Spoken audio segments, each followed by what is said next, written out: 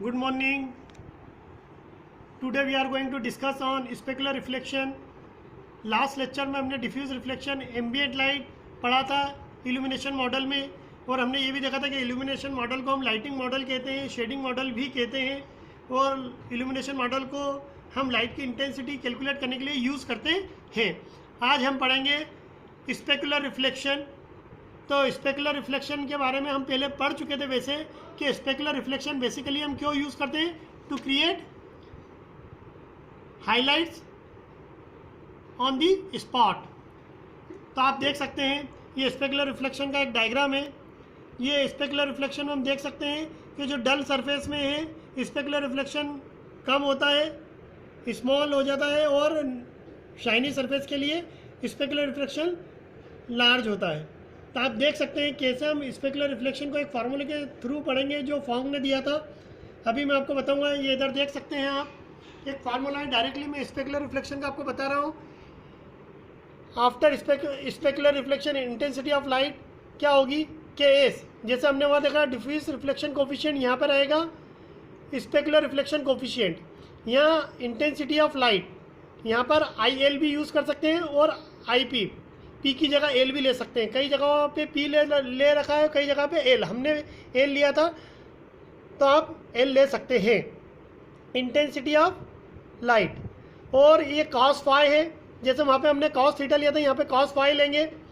और जो फाई है हमारा, ये क्या है, कौन सा एंगल है, specular reflection angle, specular reflection angle. और n क्या है हमारा, स्पेकुलर रिफ्लेक्शन पैरामीटर। ये n की जो वैल्यू है ये डिसाइड करेगी कि हमें स्पेकुलर रिफ्लेक्शन कैसा मिलेगा। जैसे शाइनी सरफेस के लिए जो n की वैल्यू होती है वो लार्ज होती है, आप देख सकते हैं हमें परफेक्ट स्पेकुलर रिफ्लेक्शन मिलेगा। और डल सरफेस के लिए हमारी n की वैल्यू स्मॉल होती है, मतलब हमें परफेक्ट स्पेकुलर रिफ्लेक्शन नहीं मिलेगा। जो मिरर होता है वो हमारा परफेक्ट मिरर तभी कहलाएगा जब n की वैल्यू इनफाइनाइट होती है, मतलब इनफाइनाइट होगी तभी वो परफेक्ट मिरर कहलाएगा। अब हम स्पेकुलर रिफ्लेक्शन की इंटेंसिटी कैलकुलेट करने के लिए ये वाला फार्मूला यूज़ करते हैं। हमने जैसे वहाँ cos थीटा यूज़ करा था और cos थीटा की जगह n.L रखा था, वैसे ही यहाँ पर हम cos फाई यूज़ करेंगे और cos फाई की जगह हम R.V रखेंगे। क्यों? क्योंकि ये फाई जो है क्या है, मैंने आपको अभी भी बताया था, फाई जो है वीविंग वेक्टर और रिफ्लेक्शन के बीच में एक एंगल है, जिसको मैंने क्या बोला था आप सोचिए, स्पेकुलर रिफ्लेक्शन एंगल।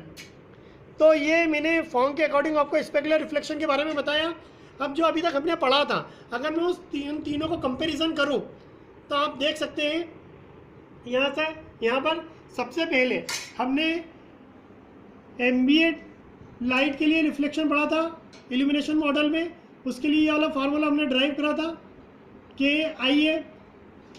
उसके बाद हमने देखा था कि जो एम्बिएंट लाइट कोफिशिएंट है उसकी वैल्यू भी 0 से लेके 1 के बीच में लाई करती है।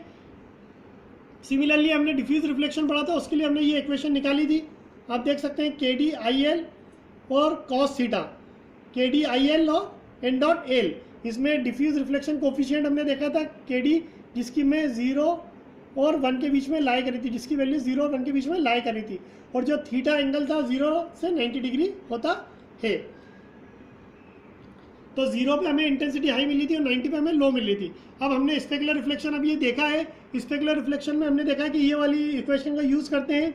KD की जगह हम क्या लेंगे, जनरली KS, क्योंकि जब हम ग्राफिक्स पैकेज की बात करते हैं तो वहाँ इनकी वैल्यू KD और KS की वैल्यू अलग अलग आती है, इसलिए हमने यहाँ पे KD की जगह क्या लेंगे, specular reflection coefficient KS। IL हमने लिया है, वहाँ पे P लिया था, बात एक ही, IL ले ली IP, और cos की पावर n फाई। अब ये फाई मैंने बताया था स्पेकुलर रिफ्लेक्शन एंगल है आपका, या और ये KS है स्पेकुलर रिफ्लेक्शन कोफिशिएंट है, जिसकी वैल्यू 0 से लेके 1 के बीच में होगी। n मैंने आपको बताया था स्पेकुलर रिफ्लेक्शन पैरामीटर है। cos फाई की वैल्यू मैंने आपको बताई थी, हम कंप्यूट कर सकते हैं R.V के थ्रू। n अगर लार्ज है मैंने बताया तो शाइनी सरफेस है, n अगर स्मॉल है तो डल सरफेस है, अगर परफेक्ट मिरर है n की वैल्यू मेरी इनफाइनाइट हो जाएगी। अब फिर मैं अगर बोलता हूँ कि स्पेकुलर रिफ्लेक्शन में, तो स्पेकुलर रिफ्लेक्शन सरफेस ओरिएंटेशन और वीवर लोकेशन दोनों पे डिपेंड करता है। सरफेस ओरिएंटेशन का मतलब होता है कि हमारी what type of surface we are using, कि शाइनी है कि मेटलिक है।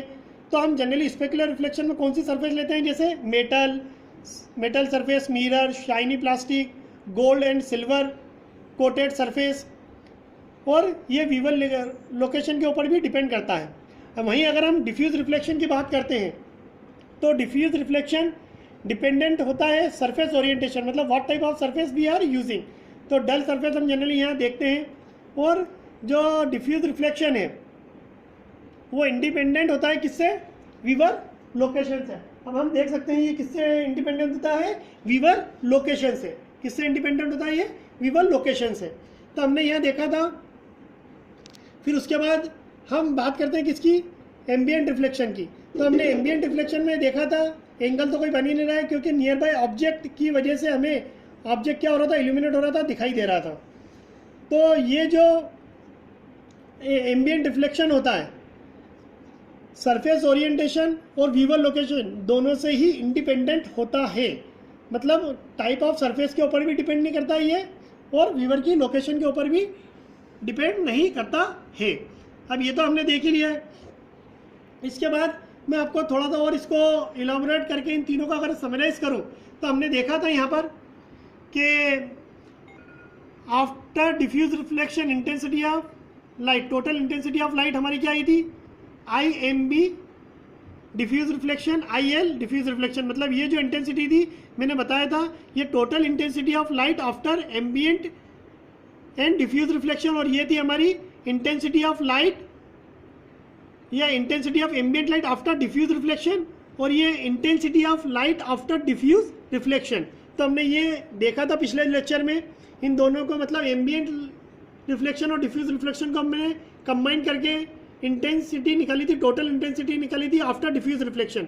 अब हम इसके साथ स्पेकुलर रिफ्लेक्शन की इंटेंसिटी को भी कंबाइन कर देते हैं, तो हमारे को इंटेंसिटी मिलती है after combining of all together total intensity after reflection, ambient, diffuse and specular. इन तीनों रिफ्लेक्शन के बाद हमें कौन सी वैल्यू मिलेगी, तो हम देख सकते हैं हमें कौन सी वैल्यू मिल रही है, हमें कौन सी वैल्यू मिल रही है। यहाँ पर हम देख सकते हैं कि हमें यहाँ पर I is equal to IMB diffuse reflection, IL diffuse reflection, ये हमने पढ़ लिया था। अब यहाँ पर एक और ऐड हो जाएगा I specular reflection, specular reflection के बाद इंटेंसिटी।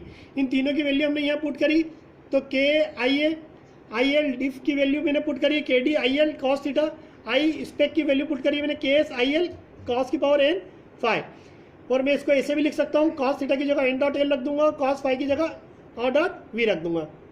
अब आप देख सकते हैं मैंने इन तीनों को समराइज कर दिया है, तो हमें क्या रिजल्ट आ रहा है। तो मैं ये बोलता हूँ कि जब हम कंबाइन करते हैं सभी को, then the particular object will view, तो हमें पर्टिकुलर ऑब्जेक्ट व्यू होगा। कैसे व्यू होगा, इन तीनों को मैं समराइज करके आपको बताता हूँ। उससे पहले मैंने आपको यहाँ पर ये चीज़ बताई दी थी कि एल को मैं लाइट सोर्स बोलता हूँ, एन को मैं सरफेस नॉर्मल वेक्टर बोलता हूँ, और आर जो है मेरा रिफ्लेक्शन वेक्टर है, और वी जो है मेरा वीविंग वेक्टर है। अब आप यहाँ देख सकते हैं, मान के चलिए कि मैं एक एग्जांपल लेता हूँ इन तीनों को कंबाइन करने का, कि मान के चलिए मेरा एक ऑब्जेक्ट है, ये कौन सा ऑब्जेक्ट है, मेरा शाइनी ऑब्जेक्ट है। इस पॉइंट पर मैं ऑब्जर्व करता हूँ कौन सी लाइट मिल रही है, वाइट लाइट। कौन सी लाइट मिल रही है, वाइट लाइट। तो ये मैं क्या बोलूँगा, स्पेकुलर रिफ्लेक्शन है।